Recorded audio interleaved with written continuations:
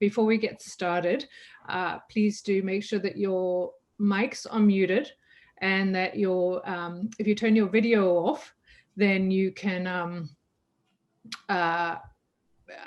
it'll optimize the viewing for everybody else. You can also hide the non-video participants, and on the screen here it shows you how to do that. And that way you will have Richard as he presents at the top of your screen, and you'll be able to see the video recordings. So I will also encourage you to add any questions to the chat session. But in the meanwhile, we'll get started with Dr. Richard Booth, and then we are hoping that we'll be able to do his recorded presentation, and then at the end, there'll be an opportunity for questions. So Dr. Richard Booth is one of the co-chairs of the steering committee for this symposium, and he provided leadership for the report that came out of the symposium and is the focus of the symposium. He is an associate professor at the Arthur Labatt Family School of Nursing at Western University and a clinician researcher with an active research program exploring health informatics, human technical relationships, and psychiatric mental health nursing. Dr. Booth also recently completed a fellowship with the Provincial Institute for Clinical Evaluative Sciences, exploring the use of social media technology and its related impact on clinical and health systems utilization. So we will go ahead now with Dr. Booth. Please do enter your questions in the chat, and also take a minute to share what this presentation and the moment on social media using hashtag nursing and AI, all one word, and we'll participate in the discussion afterwards. I am going to turn my video off and Richard will go ahead. Go ahead, Richard.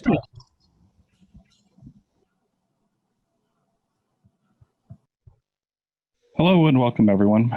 Thank you for joining the Educating for Nurses for the Emerging Future series. I'm Richard Booth and I will be leading us through the next 40 minutes of discussion around nursing education implications regarding the future of health technology and AI.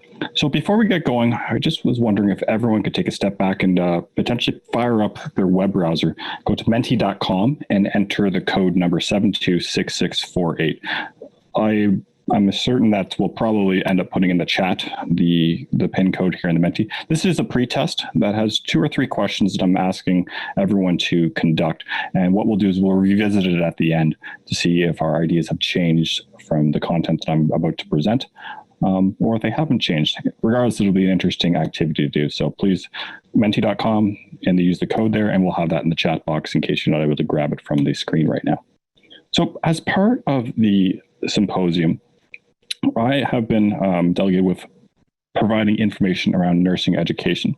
And some of the key points that came from the document that I'm certain everyone had a chance to read leading to this were these 2 points here: to develop a strategic plan to build capacity for basic informatics and digital literacy content, to assist the future nursing workforce, and also to conduct some sort of thorough review around nursing curricula to ensure there's some sort of congruency with the nursing role as it is going to probably evolve with the demands and the emerging nature of artificially intelligent health technologies. So as part of this presentation, I'm going to focus on the first point specifically, but in passing. I'm going to focus on the second point a little bit more targetedly, because I think the second part is something that I can speak to with examples, both from my own personal experience and other areas that I've been able to draw from. So with that, I've always liked to go around these kind of presentations in a somewhat roundabout way, because I found that if I jump just straight into things that you could do and education opportunities that you could potentially think about for your nurses or your professional practice angle, that it doesn't do justice to the actual topic. And I'm no different in this presentation. So I'm going to take a step back before I take a step forward. This is Dr. Joy Richards from 2001, when she wrote in Nursing Economics, an article called Nursing in a Digital Age. Now, I really resonated with this article way back when, during my early years of my undergraduate degree. When I found it, it was essentially life-changing in some respects in terms of how I saw the nursing profession potentially moving into the digital future. And you got to keep in mind, in 2000, 2001, the internet had only been really around for about 5 or 6 years in a usable fashion for everyday purposes. She wrote back then, as a society, we barely comprehend the true effects of our increasing involvement with computers. Technology does not function in a vacuum, but within our social matrix, interacting with individuals in an organization. That one-liner I want to infuse in the rest of this presentation. So let's take a step back. In the 50s, people were speaking about telemedicine, telehealth, and thinking about what the future could look like, that you could have a clinician through a robot that could talk to you, that could touch you. And then you move into the 80s, you have things like the internet here. This is actually CompuServe, one of the first ISPs, speaking about what the internet could look like in the future. And it seems really quaint when you look at the description. Someday in the comfort of your home, you can answer emails, electronically bank, and play bridge with people across the world. It just sounds so archaic now, considering that my iPhone that's sitting beside me, keeping time, can do all that and more.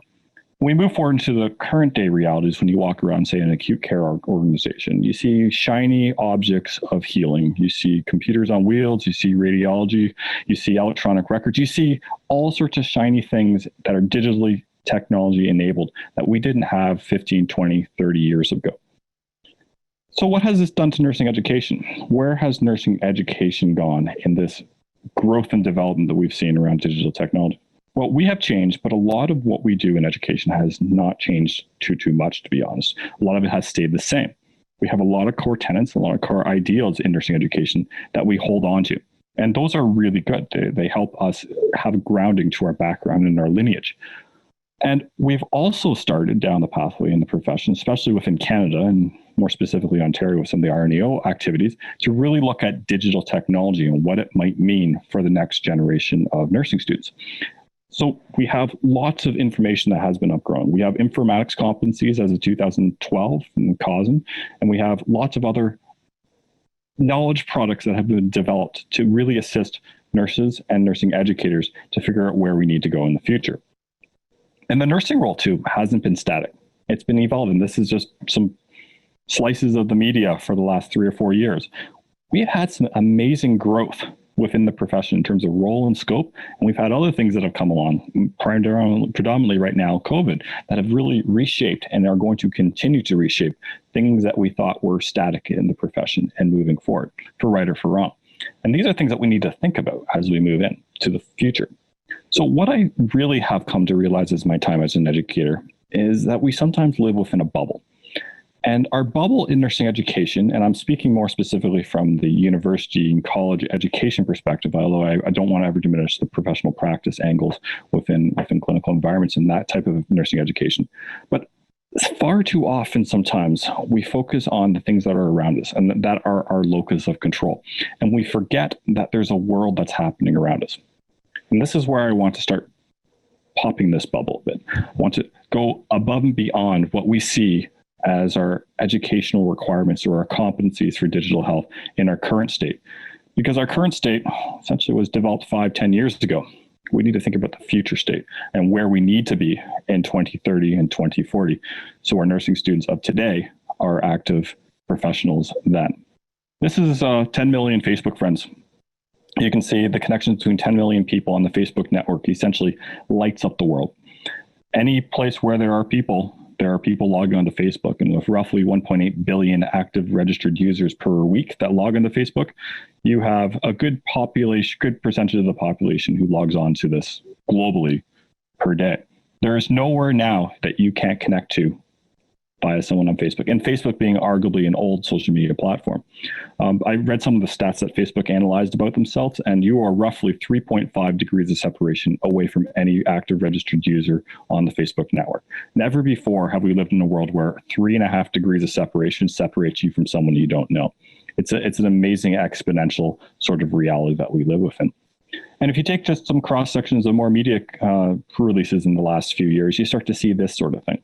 And this is what I'm speaking about, the bubble. Sometimes we forget that these things are happening outside of our workplace, outside of our domain, outside of our education. And in some respects, they may not have immediate implications on your day-to-day, but they have some significant long-term things that we need to think about. So we start seeing things about robotics and artificial intelligence. We start seeing how Facebook and Cambridge Analytica lost $70 billion in a week and a half, but pretty much walked it off like a leg cramp. We start to see other topics like killer robots ban on this? Like, where did that come from? Like, where did things about autonomous machines start to come up? And things about drones delivering packages to airports, and Black Mirror, a Netflix episode, sadly becoming aspects of reality in certain countries. We start going further down the rabbit hole, and you start to see other topics that you have just kind of normalized into the everyday. You don't see anymore because they happen so subtly, but so frequently that we're just fire hosed with media every day around news and events that we don't see these sorts of things occurring. Amazon, as of recently, about a year and a half ago, says there's 100 million Alexa devices that have been sold. So right now, if you own some modern day technology that has anything parts from Amazon, you likely have an Alexa in your house. I counted up the number of Alexas I have in my house unintentionally, and it's actually at least 2 of them. And I didn't try to buy an Alexa, but they're embedded into a lot of Amazon products. We have things like the 4th industrial revolution, where the AI and AI kind of technologies and Internet of Things are coming, and they already exist. And we'll talk about that, and how everything that you could potentially link together with technology has already arrived. If you go to any store like a Best Buy, about a quarter of the store now is smart home automation and technology, where you can plug your coffee maker into your Alexa, into your Nest, into your house, into your robot vacuum cleaner, into your security system. And now we live in this ecosystem of technology. Once again, go back to your nursing education bubble. We see this stuff from our social lives, but we don't think about it from an education perspective. This is an old Reddit post from 2015, where it shows replacement of humans by machines, cash registers. This is something that I realized when I saw this image, that this is something that we need to start thinking about from a nursing and nursing education perspective. If things like this can have happened in other industries, where does this leave the profession moving into the future? And if to stress the point home even further, you start to see these sorts of articles come up. And Saudi Arabia made Sophia a citizen. Sophia is a robot. She's not a human. They gave her citizenship. She needs a visa to go to different countries because she has been given a citizenship. So a non-human thing being granted a human level trait. Like, I can't even make this kind of stuff up. You know, Kate Darling, if you want to look at a really interesting TED video, go look at the emotional connection to robots video that she put up there. We now live in a really weird world where we know all this stuff happens, because you might see it in passing, but you kind of shrug your shoulders and go, that's a good thing I'm doing what I'm doing, because none of this is important. Well, I'm here to suggest that a lot of this is important, but we just haven't given it our lens, because sometimes we live within our bubble where we don't see outside of our bubble because it's just dark and distant out there, but it's actually a lot more closer than we think. McMaster University in 2014 created a hitchbot. This robot was just designed to say, hey, I'm a robot. Can you put me in your car and drive me somewhere? And it hitchhiked its way across Canada. Now, it was not successful trying to hitchhike across the United States, but we're starting to find that these sorts of research studies and these sorts of prototypical human robotic interaction studies are starting to show some really interesting and sometimes awkward findings about humans, and then our relationship with non-human things like robots. And as of most recently, and I've actually cut down on the slides and discussion of this a fair amount, we have the discussion of data, which I think is probably the most relevant as I get into the implications moving down the way, because it is the most material in our face, but yet the most invisible.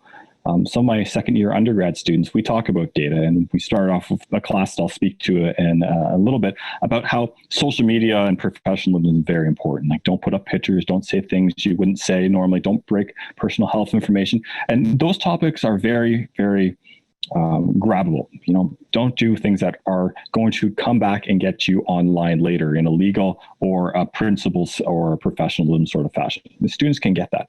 But then what I challenged them with the fact that everything they've ever clicked on the internet has likely been tracked. Anything they've ever looked at has been aggregated together by algorithms and bots. And then we start seeing articles like this, like Clearview is an AI company that scrapes the internet for facial recognition and then uses machine learning to link them all together. And you can see this news reporter here was able to get a hold of their Clearview AI record and found all these images that she had posted to the internet, or didn't even know she'd posted to the internet, that this company was able to scrape without her permission. Data and the representation of you and your patients in the form of data is the next wave that's coming, which I'll speak to as education implications as we move forward. Probably more material than, robotics and automation in our lives at this point, but way more difficult to grasp because it's invisible. Because this is the world in 2020 that we all live within. Bottom left, you have an eccentric billionaire who's digging a tunnel under a city to get to his rocket ship factory faster, who also flung his car into space because he could. That happened. We have every color and shape of social media that you can map yourself, you can aggregate yourself, you can link yourself. We have drones. I had a drone fly by my office a year ago. I don't know who was flying that drone, but someone was flying a drone past my office. We have Internet of Things. We have electronic digital cash. We have VR. We have quantified self. We now live in a world where everything has become augmented by digital health technology. Everything has become augmented by digital Internet things. And we now no longer can represent ourselves absent from it. So what does this mean for our future? I've given everyone right now a big background on different technologies. And honestly, that was the condensed list. There's much more I could have gone into of things that are current state, that are sometimes a little bit existentially terrifying, if you ask me, when I'm speaking about data and the representation of you in the form of data, or robotics or artificial intelligence. How does this all play back to our nursing education bubble, which kind of feels nice and safe and wholesome? I advocate, as I've advocated in other presentations before, that the only way we can move forward as a collective profession and as educators is if we reconceptualize our relationship with emerging technology. If we reconceptualize it, then we can engage in discourse. And unless we engage in discourse, we will not be able to evolve what is our current ideals of modern day nursing role in education. This is how we break free of the bubble. We need to take a step back and look at our profession and look at our educational strategies in light of context outside of our bubble. Societal things that we're all being subject to, but sometimes we're not consciously aware of. So this is not my second year class, but honestly, pre-COVID, this could have been my second year class. I teach in a large lecture hall. Actually, it's kind of funny when you think about lecture halls. This image is very not doable in any Canadian city at this point. But pre-COVID, this is what my class would look like. I sit in front of a bunch of 19-year-old students on a weekly basis who all have MacBooks, an iPhone or an Android in their pocket, really get angry when the Wi-Fi goes down, have never used a photocopier. And I've asked that each year since 2015. I get 1 or 2 hands out of 150 who have ever used a photocopier and have zero conceptualization of paper. But yet when I give them some of the rhetorical questions I've asked you thus far, or I've mentioned thus far in terms of some of the technologies that exist, they have concerns regarding technology that is encroaching on various things that they felt dear, especially within elements of the profession of nursing. Now keep on, this is a generation who's never known a world without the internet, but yet they still get concerned when presented with various artificially intelligent health technologies and other things and their potential that they might show in the future. So I get them to do this thought experiment. All these responses were generated by my students about a year and a half ago. And they generate these responses and then they upvote them or downvote them. So green means I like. So you can see there's like 2 or 24 people who have upvoted that. Yellow is meh or kind of neutral. And red is I dislike, downvote. So you can see the first one, that future nurses should be educated on programming robots and various health technologies. Most people are 10. And then the second one down, which I thought was interesting, our nursing curriculum needs to change and to incorporate these technologies. That is clearly happening. 24, yes, no one down. Move down to the next arrow here. Our future role could involve a robotic partnership. Yeah, probably. Robots may have to be programmed with emotions, empathetic responses. No, 27, no. Someday we may be advocating for robots and technology. 22 up. What I really enjoy about this slide, and this was all done in one session, is the binary nature of the students. We need this, but don't tell me about it. It's coming, but I don't want to hear about it because it's going to change something I like. The back and forth. And honestly, if I were to ask this for a lot of nurses, not just students, I think I would get similar patterns because in our bubble, in our way of knowing the world, we've become very comfortable with certain processes. And whether it's we haven't reconceptualized our relationship or some other factors within us are holding us back from really exploring the future, I'm not quite certain. But this shows to me some sort of existential distress. on behalf of the students, where they know something is coming, but they're reluctant to move forward to it because it challenges something deep down inside that they're not quite sure about. And remember how I said that these were essentially Gen Z students who have never known a world without the internet?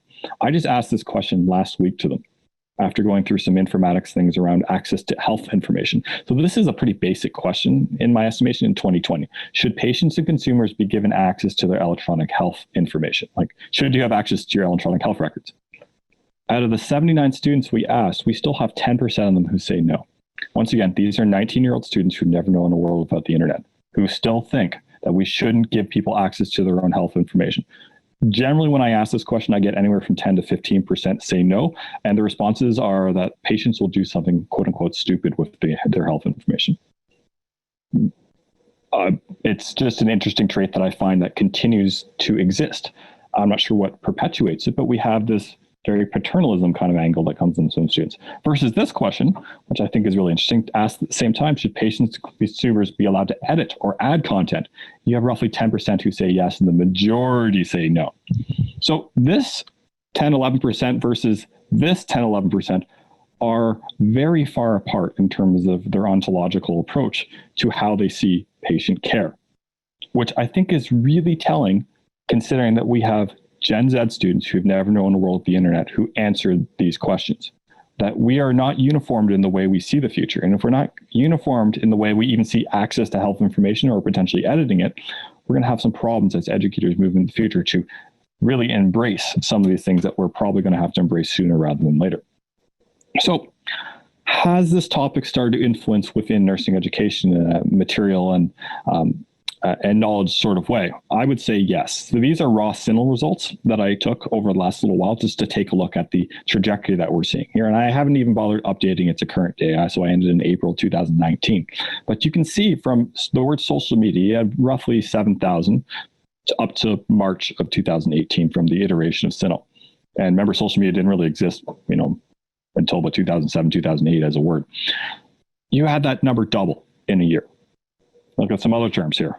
Artificial intelligence has essentially doubled in the amount of CINAHL search terms. Now, I appreciate this is a sledgehammer approach here, but just as a macro way to see the evolution of a topic that virtually did not exist, that doubled in 1 year. And I bet this number is twice that now in 2020. Internet of Things, pretty significant. Uber, which I think is interesting. All the findings pre-2018 weren't really speaking of the model of the economy that we now know as Uber. It was pretty much search terms using Uber as a German word for big, actually. So we now have the model of the economy that didn't exist before, which is now actually being challenged in many ways from an equity perspective. Other topics like robots in nursing, machine learning, which, conservatively doubled in a year. We have topics that weren't a topic that are becoming a topic in education and becoming a topic in nursing research. So I've asked this question to my undergrads before. And this was, I think, the most telling responses that I've received. And this one was done about a year ago also. In my future self, what will it be? And these are responses from undergrad students. The ones that really make me happy is the ones that I see like this. Because these students get it. They get it, but they're still terrified of the things that they see coming. And sometimes they're empowered, but a lot of times there's a lot of fear that goes with it. And I'm not sure if the fear is something that we need to, work out or work with. And I'm thinking sometimes the work with. But that nurses will not be replaced anytime soon is a very nice trait that I see always come forth. And the students are very, very adept and articulate in describing why the humans and nurses cannot go away, even in light of some of these pretty amazing health technologies that are driven by AI. So that is a core tenet that I think we have within my small cross-section of undergrads, but I would suggest it's probably similar across Canada if we were to ask the same questions to other undergraduate nursing students around the country. But we're not seeing the word replace anymore kind of as the mindset. Students are even starting to appreciate that. It's not that we're going to be, robots are going to rise up and take our roles, but we're going to be changed by the technologies that are coming, and we need to use them to our benefit.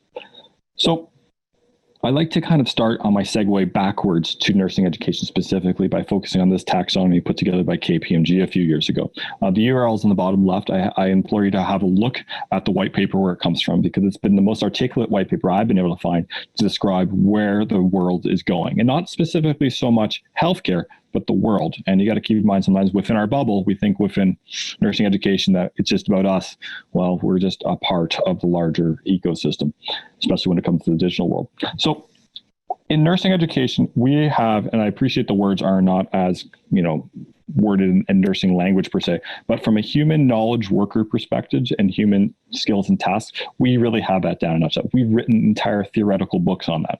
We have published iterations of articles and knowledge and workshops and whatever have you on our relationship with people. That is one of the core tenets of nursing. And I think nursing education continues to do that in a very functional way, even in light of COVID. We're working around those sorts of things, and we're trying to retain the human connection. But as you can see on this taxonomy, this is just one of the four that we need to think about moving into the future. We have on the top here, robotic process optimization, and on the bottom right, cognitive technology. So this is essentially your AI and your machine learning, all those technologies. And your robotic process optimization, we've talked about that in terms of robots and things like that.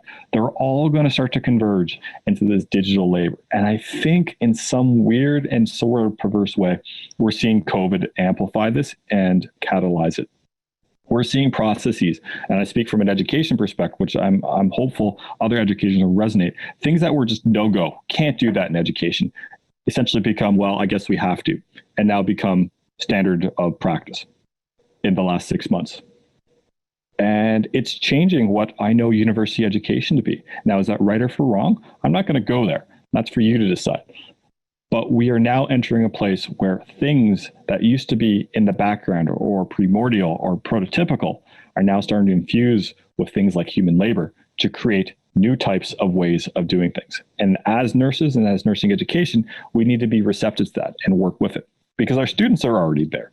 They appreciate, even though they're somewhat scared of it, that they need to work with the things that are coming, not against them, as a complementary and an augmented way, as opposed to a replacement mindset, which thankfully has started to die out. Another KPMG article that I usually go to when I'm looking for future ideas, and hopefully this can give some insights to people who are trying to plan curricula and things like that, the URLs in the bottom left, is the future of healthcare. Now, I appreciate KPMG is a very large consulting firm, so they probably have some vested interest here and there, but I still think it gives a good vision towards things that we now know are possible. And in light of the facilitating nature of COVID in terms of digitizing things that potentially weren't thought to be able to be digitized before, a good mental here is to kind of look at. So this is one slide on the left there, healthcare and demand and personalized health and connection, where we start to see different modalities of care and models of care start to emerge that are going to heavily leverage digital technologies, but also humans, and also potentially the nursing role, should we decide to invest ourselves into these. And that's once again, that's the choice of the profession. That's the choice of educators to talk about these sorts of upcoming models of care to students. So students appreciate that in 20 years' time, the role in nursing that they'll be undertaking may not have a name today because it essentially doesn't exist. And that in the next 20 years, they will create that role that fits within maybe precision healthcare. A nursing role within precision healthcare, where we're using genetic ideals and genetic approaches to create treatments for individuals and treat and care plans. Like, words that don't really exist today in our nursing vernacular could be something that we exist within 20 years. The one that I really liked, and I spend most of my research time focusing on from both an education and also research angle, is the hybrid workforce. Now, this is the one that engenders the most kind of visceral responses from nurses. And I've spoken with lots of different demographics of nurses, lots of different areas of nursing, whether it be, leadership, union, academia, research, education. And whenever you start speaking about robots and automation, usually people's shoulders go up in the profession, and for rightfully so. But these are things that we still need to actually think about. We need to break free of our bubble and look at them and reconceptualize our relationship with them. Because if you're listening to this presentation today, you are likely an end product of some sort of automated process whether the technology you're using and or a lot of the internet things that kind of happened for you to actually listen to this presentation. So while it may feel distant, we have a lot of things in our relationship with technology that we sometimes don't think about. We need to start to evolve more within the nursing role.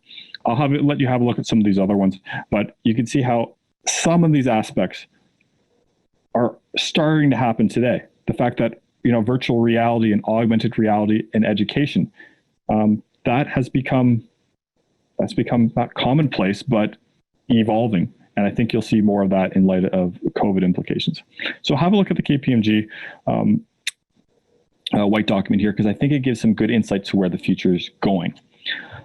With all that, that is the background to now be able to fully describe why some of the things that I see are important to do in the future in terms of nursing education need to be done. So I can only really speak for myself at this point. I've tried to pull from other ideas, but this is one of these topics where it happens so quickly. By the time that some article is published on something else has already started to occur. So there are publications on some of these aspects, and there are things you can look at. But really at this point, I think most educators listening to this already have enough in their back pocket to start down the pathway. And that's, I think, the thing that people sometimes fail to realize is you already do enough as a nursing educator. You just need to reconceptualize what you can do into the future. I think that's where I'm going to suggest the advocacy part comes in.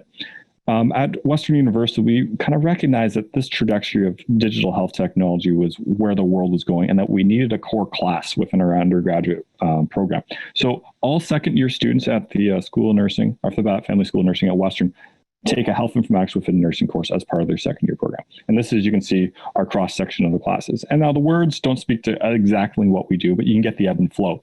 Where we're going with it. We're speaking about technology-enabled models of care. We're talking about evidence-informed practice. All the things that we actually do, but with a bit more of a technology bent on it. So we're not staying in whatever, when this course was created in 2013, 2014, the model of care there. We use that as a jumping point to what the future might hold in terms of models of care. So our students at least have some idea that things are changing. So as the first topic of that class, we talk about social media, and I've already mentioned this previous in the presentation. And the Karen Strom situation just actually had some resolve, just finally resolved actually a couple of weeks ago. But we talk about social media because it is in everyone's face. It is in every nursing student's face. So they can grasp it, they can understand it. And you can see from when we start talking about social media, all the policy, all the ethics, all the professionalism that go for it. But then you start to be able to segue that social media is just data points. It's data points on lots of things. And once you realize that data points can be aggregated, collected, and modified by algorithms, you start getting into misinformation and disinformation. Like Parsia's TEDx video is one of the turning points we use to turn from social media explicitly to personalization on the internet. And you start to be able to talk about what artificial intelligence and algorithms can do to your search terms and can do to what you find on Google. And then you start going down the pathway that, algorithms are the things that potentially operate non-human things like robots. And you start to see that automation is everywhere. And if you pushed buy on Amazon the last couple of years, the likelihood that a robot helped that package get to your house is pretty much 100%. It starts to really ground things. And then you start to go, what would be my role if I had a cobot in a nursing situation? What could I do with that cobot? And then you start to go down the path where if robots and cobots, robots that work with people are a potential, what other kind of digital models of care exist? For right or for wrong? We're talking about Maple, a for-profit company that exists. Like, where does that fit in future of healthcare? Should it exist? These are all implications that we can start to get into. Parenting and Peel is a great Facebook page where they talk about healthcare-related things on Facebook. A job and a role that I could not have foreseen that existed 10 years ago. The fact that social media is being used as a healthcare intervention. More closely to other people, if you don't have a requisite course, you can think about your simulation. Pretty much every school has simulation of some sort. And we have decided that, our simulation, while the high fidelity is great, what kind of value add can we build on it? So we can start to build towards the 2030, 2040 healthcare system where we can start to virtualize things that may not have been virtualizable, say, 5 years ago. And electronic medication administration is a great place to start because it's local. But, you make your own electronic medication record, and we made one here. There's lots of opportunities that maybe you don't need the physical sim lab to really master something. Maybe you can take this back because everyone generally has a computer nowadays or access to one. So we took our medication administration and we made a video game out of it. Now, I won't lie, the video game doesn't look real great, but my goodness, the R&D that went into creating the algorithms behind this to ensure that medication administration practice was up to par, things that were actually clinically possible, because every one of these boxes essentially is a data point and has to work from a clinically correct perspective. So to figure out the taxonomy and the rights of medication in electronic medication land, along with the evolution of the college in terms of the principles-based medication approach, was really complex. But that is the value of this game. We essentially were able to create a training mechanism where students could give out as many medications as they wanted and create as many errors as they needed to without harming a patient. It was super complex, but you can see the data points behind that start to give you ideas to how to use data in the future for other nursing and nursing education related things. In so much as we decided that because we got good at that game, we're going to make a dementia home care simulator. So we're going to make another video game, because getting into home care is really, really hard. Interacting with clients with dementia is equally hard because you just can't walk in. We were limited for clinical placements. So while this may not be an absolute replacement for any clinical experience, we can now have students have a bit of experience before they go into certain places or complement existing experience. It's definitely not a replacement. But in light of current day realities with COVID, in some respects, this game actually became heaven sent. So what this started enabling us to do is we had to create the taxonomy. We had to create the scenario through data and different data points that are iterative and the cascading of iterative things. That started to get me ideas of, if I can create an algorithm for a really complex scenario that holds true, at least from a clinical perspective, maybe we can do other stuff, which I'll get to in a second. So we made the video game here. We're actually trialing it next week for interprofessional education. Because of COVID, we usually do the interprofessional things like as a big group, but this game worked out perfectly in that we have a game that we can have audiologists, OT, PT, nursing, and another group I can't remember off the top of my head right now.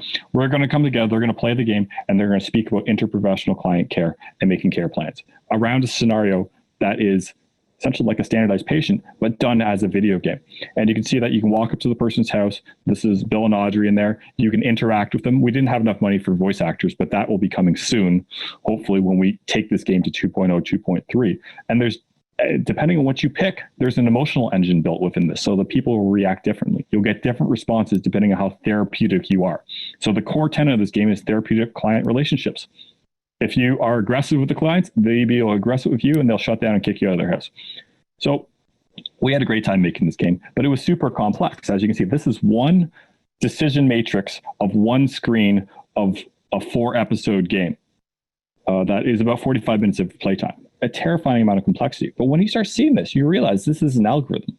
And if you can create algorithms like this for complex decisions, like therapeutics and client relationships, why can't we do things like start thinking about what cobots and other kind of automated things that are nursing assistants that could help us? And companies are already doing this. Is Moxie. Some of my colleagues in Texas are actually evaluating Moxie, the friendly robot who wants to help nurses. And this robot essentially stocks shelves. But every picture I saw of Moxie, the nurses have adorned Moxie with like a name tag and a hat, and just they've done anthropomorphic things to this robot, even though it's not human. So it really makes me think that we need to start going down this pathway in education, because this is already starting to happen. If I can make a video game with complex algorithms for various things, there's nothing stopping us from programming robots like this to do things that support and amplify the nursing role. You hear how I said support and amplify, I didn't say replace, because these things aren't going to replace us anytime soon. But we need to start thinking about how we can work with these things to amplify and evolve the nursing role. So I was able to land a bunch of robots. This company went out of business. Before they did, they sent me a few of them, and we drive them around at Western, and I could reprogram them. I just need a little more time in my life to get to that. But we created a bedroom, and we started doing simulations from an older adult perspective in terms of someone living with intelligent assisted devices in amongst them. And we were able to put nursing students through here and enable them to experience having a robot drive up and hand them a toilet paper roll. And that might seem kind of like just like, okay, whatever. But it's really weird when you have that happen the first time. You're like, I need something, and a robot brings it to you. Like that's a really salient experience to go through. And until you've gone through something like that, where a non-human thing sort of helps you out, it's really hard to thought experiment about it. So we have a simulation lab where we can try those sorts of things. So it's all primordial. It's all very prototypical rather, but it's something that we need to start thinking about and evolving current things that we all have, which are simulation labs, to things that we can potentially replicate or simulate moving into the future. So we were very lucky at Western. We received a huge financial sum from some philanthropy, and we are able to now scale our virtual reality, which we've been starting, to significant levels. So we're building a VR lab at the school to take some of these technologies and off-the-shelf technology to really scale for nursing education. And virtual reality has become a really important topic for clinical education as of late, because there's things you can do, whether it be haptic simulation or visualizing and seeing something in really high fidelity. That hasn't been able, and there's a few other schools in Canada that have been able to do this.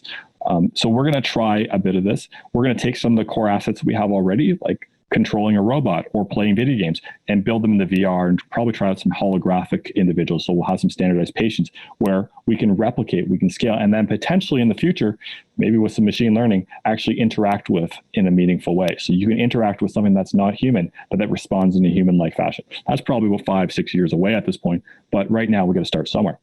So serious simulation, serious gaming is something that currently exists, but how can we take our simulation labs using the assets and the core things that we have there already and amplify them through augmented reality, virtual reality, or things like robots?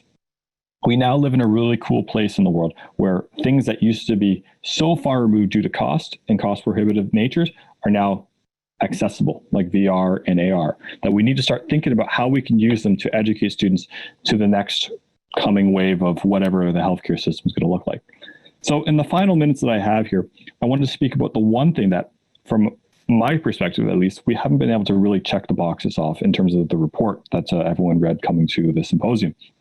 And it's graduate education. We're nowhere near where we need to be in terms of taking advanced level practice nurses and scaling them through graduate education to really understand how AI and AI related technologies are going to impact healthcare systems. So everything I've talked about up to this point is very transactional, almost kind of undergrad level. But as graduate education goes to advance from a professional practice and leadership perspective, we need to really ensure that people doing graduate degrees in nursing education and nursing in general have an idea of the implications of a lot of this technology, and be able to do things like predictive modeling, machine learning. Starting to get into a bit of that in nursing. We have some at Western, but it's really hard slog because it takes a bunch of different disciplines and puts them together. Privacy issues, that's huge. I don't see those words come up at all beyond personal health information in a 1.0 sort of fashion. A little bit more 2.0 in terms of digital, but we're talking about like mass privacy implications through algorithms. And then the range of ethical and privacy things, like the automation of inequities. If we're creating machine learning and algorithms to do things, they're going to automate things that are inequitable. And as nurses and as stewards of social justice, we need to really start thinking about that. That starts to get into a graduate level education and potentially new roles for nurses that we didn't actually think kind of existed in technology. But we need to take what we know as nurses and start scaling towards that. So with that 40-minute discussion on various education angles with a little bit of background, if you could now go to menti.com and use the code 1941581, you can answer those two questions again, and we'll see if any of those numbers change. And when we stop the recording here, we'll be able to take a look at the results of that. Thank you, Richard. That was excellent, as always. Excellent as always. You have a very wonderful, dynamic way of delivering kind of terrifying news, but still giving us hope. So thank you for that. I have a general idea of the questions and sort of grouping them together in some sort of general overhead questions. You've been doing a good job of answering questions in the chat as we've been going. Do you want to go to Menti first and then do questions, or do questions first? What would be your preference? How about we'll just do the Menti thing here first, and then we can go to the questions. Honestly, though, I probably need to put up the screenshots because everyone was the top right of the quadrant. So everyone pretty much marked 10 out of 10. I'm not even going to bother putting up the screen for both pre and post. I just checked the post, and there's really no change. Everyone has already pretty much aligned to the fact that this is an important topic, both from a basic health informatics perspective, but also a little bit of movement in the AI, but that went up pretty much to 10 out of 10 for everyone by the end of it. So yes, preaching to the converted, as Tammy says, is kind of, I guess, the best way to put it. So with that, though, I'll take a step back and back to you there, Glynda. Excellent. Thanks, Richard.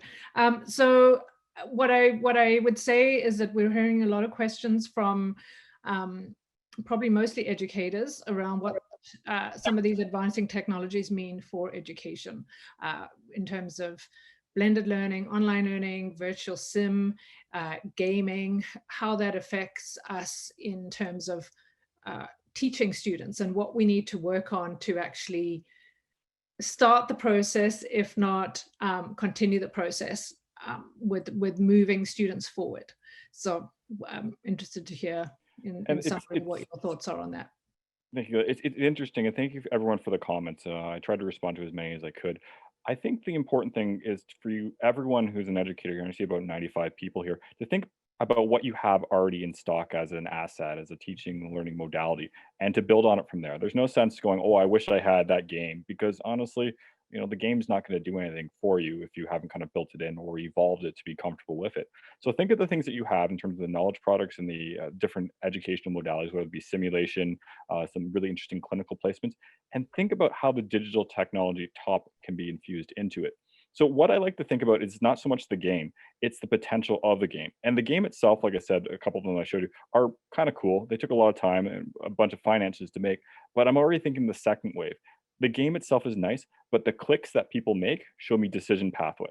And that's where I'm always thinking. So you're always kind of future planning something that comes after something else. So if you want to even look at your clinical simulation right now, you can really do some very basic quality improvement work to see people's decision making around, say, a piece of technology. And then that can help you build the next wave. So it becomes a really iterative thing. Because I honestly, I did not go from zero to video games overnight. It was watching people hand out medications that enabled us to realize that students really didn't understand what the barcode scanner did for their medications, which then led us to decide that, okay, we need a video game, maybe we could potentially help that. And then one step further, the data being spit out of that video game is hugely valuable. And especially as we talk about the topic of AI health technologies, data is essentially the new oil. So if I can figure out through data points why people click on certain things, I can potentially create protective mechanisms for nurses. And you can see how the cascading nature of that. It's really reconceptualizing your relationship around a tool like a piece of technology into the fact that it becomes a dynamic actor that you have a relationship with well above and beyond just merely using it for some instrument or some device to execute some sort of task. It's like your phone. I've asked in lots of different presentations, can someone give me their phone for the day? And usually one person says, okay, I'll do it. But most people are pretty passionate about their phone because it's essentially a connection to them. You start reconceptualizing things that you have in your locus and things in your education realm, how you can amplify with that relationship, then it gives you really lots of opportunities to build educational activities that can help you embed some of these conversations and topics moving in the future. Absolutely. And I think that segues nicely into some of the concerns several people raised. And I think for many of us in smaller colleges and universities, those capabilities just aren't even feasible. So how can we look at sharing and providing opportunities to learn from one another? And I know part of this symposium is one of those ways, and RNAO is doing some really good work along those lines to make sure that we do not reinvent the wheel and we help one another in these spheres.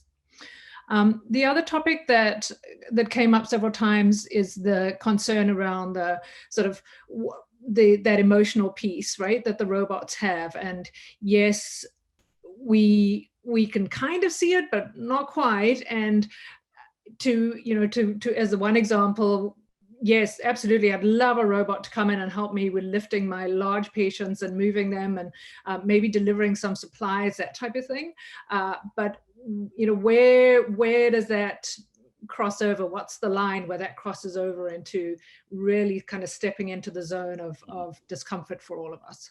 And that's honestly sometimes the conversations we need to have. So some of the kind of preliminary pilot work I do kind of looks at those topics. And I really love engaging nursing students with this because they see the world sometimes without a lot of history or bias in terms of how they see things. So it's a very polarized way, which is good and bad.